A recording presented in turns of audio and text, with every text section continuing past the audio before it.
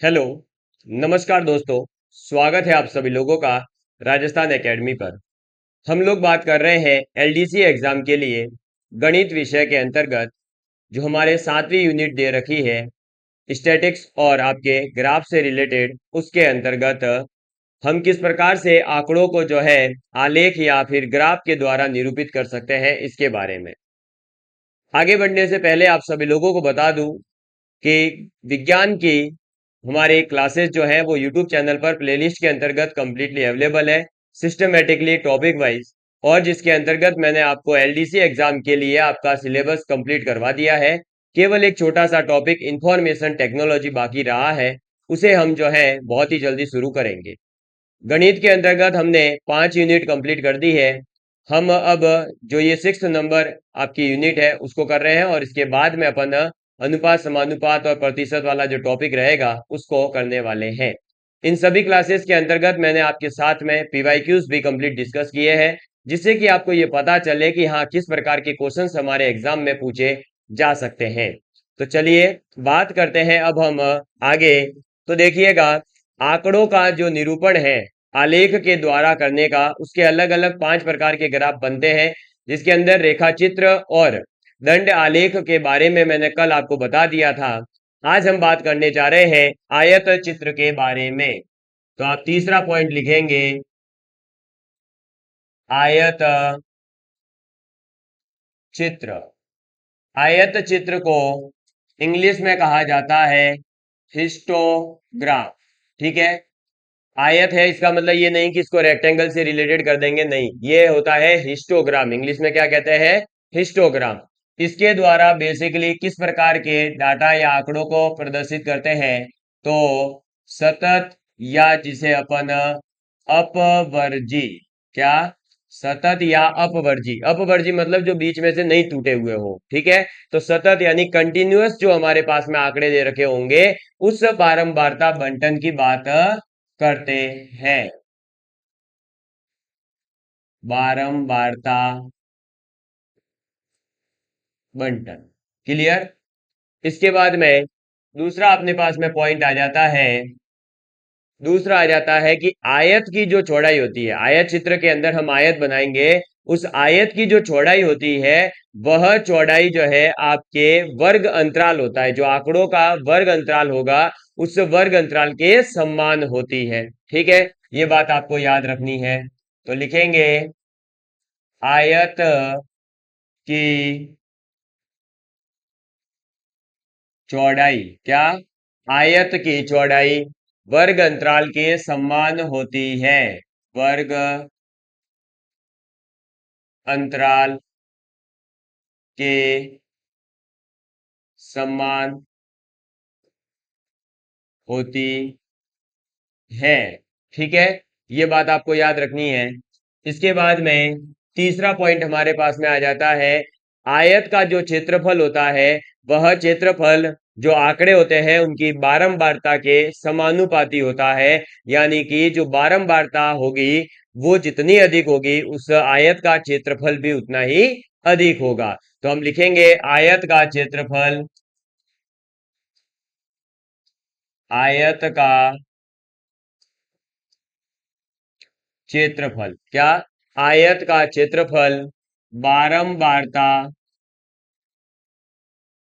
बारंबारता के समानुपाती, समानुपाती होता है, समानुपाती होता है। ठीक है, इसके बाद में नेक्स्ट आ जाता है आपके पास में चौथा पॉइंट। दो हमारे पास में जो आयत बनेंगे उन दोनों आयतों के मध्य का जो अंतराल है वो बिल्कुल नहीं होना चाहिए, यानी जीरो गैप होना चाहिए। तो दो आयतों के बीच अंतराल यानी कि गैप नहीं होना चाहिए। ठीक है, तो इस बात को हमें याद रखना है कि दो आयतों के बीच में जो अंतराल है वो नहीं होना चाहिए। और इस आयत चित्र की सहायता से अपन जो है क्या कर सकते हैं, तो बहुलक भी ज्ञात कर सकते हैं। ये होता है एक केंद्रीय प्रवृत्ति के माप, जिसकी बात अपन आगे करेंगे। तो इससे बहुलक भी ज्ञात कर सकते हैं। इससे क्या कर सकते हैं, बहुलक भी अपन ज्ञात कर सकते हैं। तो आयत चित्र यानी हिस्टोग्राम के अंदर ये 5 पॉइंट आपको पहले तो याद रखने हैं। पहला क्या रखोगे कि यह सतत या अपवर्जी बारंबारता बंटन के लिए बनाए जाते हैं। दूसरा पॉइंट, आयत की जो चौड़ाई है वो वर्ग अंतराल के बराबर होगी, और आयत का जो क्षेत्रफल है वो बारंबारता के समानुपाती होगा, और दो आयतों के मध्य में अंतराल नहीं होता है। और इससे जो है अपन बहुलक भी ज्ञात कर सकते हैं। समझ में आ गई बात? चलिए अब हम बात करते हैं आगे। तो अब इसके अंतर्गत हमारे पास में आ जाता है क्या, कि ये आयत चित्र कैसे दिखते हैं। तो बेसिकली आयत चित्र जो है वो आपको इस प्रकार से ही बनाना है जैसे अपन ने दंड आलेख वगैरह बनाए थे। आपको मैंने एक चीज बताई थी कि दंड आलेख जो होते हैं वो इस लाइन से डायरेक्ट अटैच होते हुए जो है अटैच होते हुए नहीं बनाए जा सकते। ठीक है, तो ये बात आपको याद रखनी है। लेकिन आयत चित्र जो होता है वो डायरेक्ट इस 0 पॉइंट से ही शुरू होगा और ऐसे आगे चलेगा। फिर अगला जो आयत होगा वो इसी से ऐसे अटैच्ड होगा। ठीक है, फिर जो अगला आयत है वो इससे, एक मिनट, थोड़ा सा ये बड़ा हो गया है तो कम कर देते हैं। जो अगला आयत होगा वो इससे अटैच्ड होगा। ठीक है, इसके बाद में जो अगला आयत आएगा वो इससे अटैच्ड होगा। फिर अगला जो आएगा वो इससे अटैच्ड होगा। और बड़ी अच्छी बात यह है कि इसके अंतर्गत जो ये आपकी चौड़ाई है इनकी, क्या, ये जो इनकी चौड़ाई होती है आयत की, ये वर्ग अंतराल होता है। ये किसके बराबर होती है, वर्ग अंतराल के।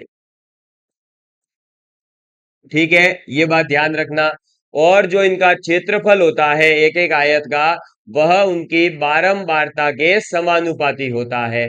ठीक है, समझ में आ गई बात? और क्या याद रखना है, गैप नहीं होना चाहिए। तो गैप नहीं है, सभी वृत्त जो आयत है वो एक दूसरे से आगे अटैच होने चाहिए, और जीरो से ये शुरू होता है। ठीक है, चलिए, तो आप जो है इसका डायग्राम का जो है स्क्रीनशॉट ले सकते हैं। ये क्या है बेसिकली, तो ये है आपका आयत चित्र यानी कि हिस्टोग्राम। ठीक है, नोट डाउन कर लीजिए इसको।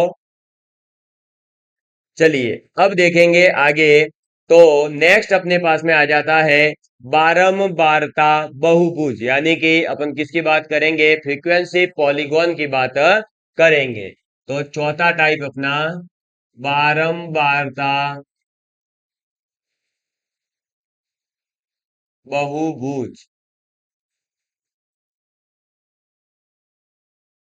ठीक है, पॉलीगॉन फ्रीक्वेंसी की बात, सॉरी, फ्रीक्वेंसी पॉलीगॉन की बात करेंगे। फ्रीक्वेंसी पॉलीगॉन का मतलब होता है कि आयत चित्र के, जो हमारे पास में आयत चित्र बनाया ना, ये देखो ये रहा, इस आयत चित्र के जो मध्य बिंदु है ये रहे। ये देखो, इसी में आपको समझा तो देता हूं। ये जो मध्य बिंदु है इसके, ये इधर, इधर, इधर, इधर, इन मध्य बिंदुओं को अगर हम जो है एक स्ट्रेट लाइन से मिलाते हैं तो इन्हें कहा जाता है क्या, आपका क्या कहा जाएगा इसको, बारंबारता वक्र कहा जाएगा। और अगर जो है, सॉरी, इसको जो है अगर हम स्ट्रेट लाइन से मिलाएंगे तो बारंबारता बहुभुज कह देंगे। और अगर स्ट्रेट लाइन से नहीं मिलाकर डायरेक्ट यूं रफली हाथों से ऐसे ऐसे मिला देते हैं तो फिर उसे कह देते हैं बारंबारता वक्र, क्योंकि वक्र बनता है। समझ में आ गई बात? तो क्या हो गई बारंबारता बहुभुज की डेफिनेशन? बारंबारता बहुभुज की डेफिनेशन हो जाएगी कि आयत चित्र के मध्य बिंदुओं को रेखाखंडों के द्वारा मिलाकर बनाया जाता है। चलिए, तो आप लिख लेंगे इसके अंतर्गत डेफिनेशन कि यह आयत चित्र, यह आयत चित्र के, यह आयत चित्र के मध्य बिंदुओं को, मध्य बिंदुओं को रेखाखंडों, मध्य बिंदुओं को रेखाखंडों द्वारा मिलाकर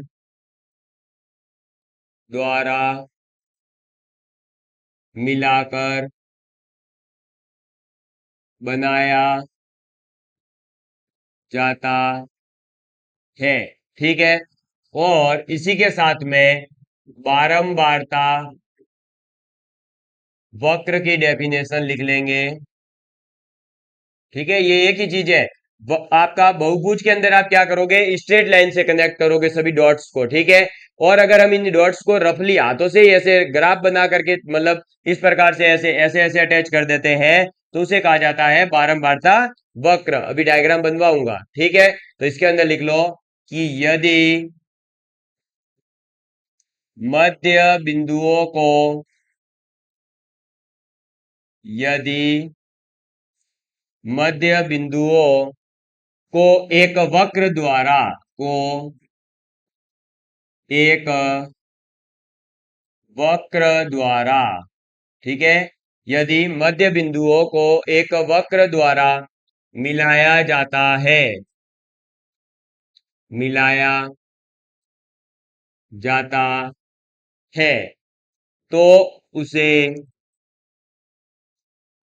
तो उसे बारंबारता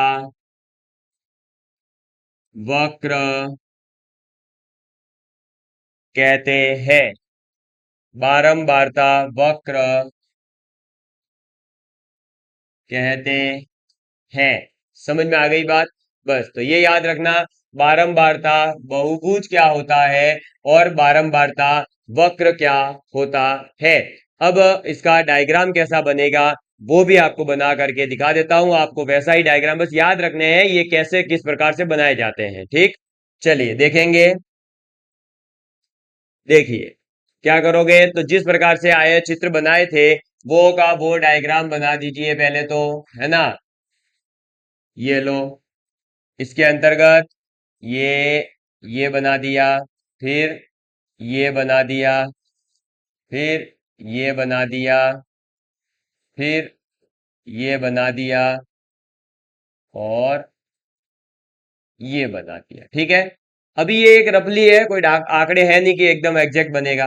फिर क्या करोगे, अब इसके मध्य बिंदु मतलब बेसिकली क्या होता है कि जो इनका वर्ग अंतराल होगा ना, उस वर्ग अंतराल का मध्य बिंदु। ठीक है। वर्ग अंतराल को जो निम्नतम सीमा होगी अधिकतम सीमा होगी उसको जोड़ोगे, दो का भाग दोगे तो मध्य बिंदु निकलेगा। ऐसे ही ये रहा इसका मध्य बिंदु, इसका ये मध्य बिंदु, इसका ये मध्य बिंदु, और इसका ये मध्य बिंदु। अब क्या करोगे, इन मध्य बिंदुओं को अगर आप जो है इस प्रकार से देखो, स्ट्रेट लाइन से अगर जोड़ते हो, है ना, तो ये क्या कहलाते हैं, स्ट्रेट लाइन से जोड़ने पर तो बारंबारता बहुभुज कहलाएगा।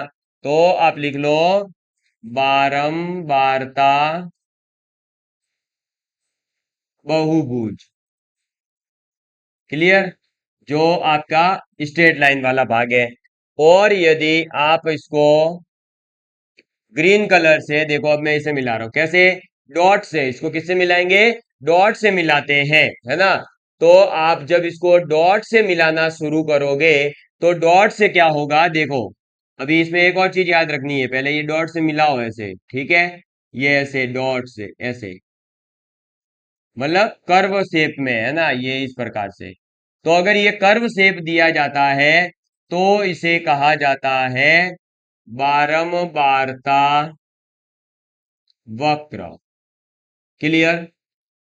अब आपको इसके अंदर एक बात और याद रखनी है, और वो बात ये याद रखनी है कि जो ये आपका स्टार्टिंग पॉइंट होता है, ये, है ना, इसको आपको यहां पर यहां जहां पर ये जीरो होगा यहां मिलाना भी पड़ता है ना, कि यहां से शुरू होगा ये। ठीक है।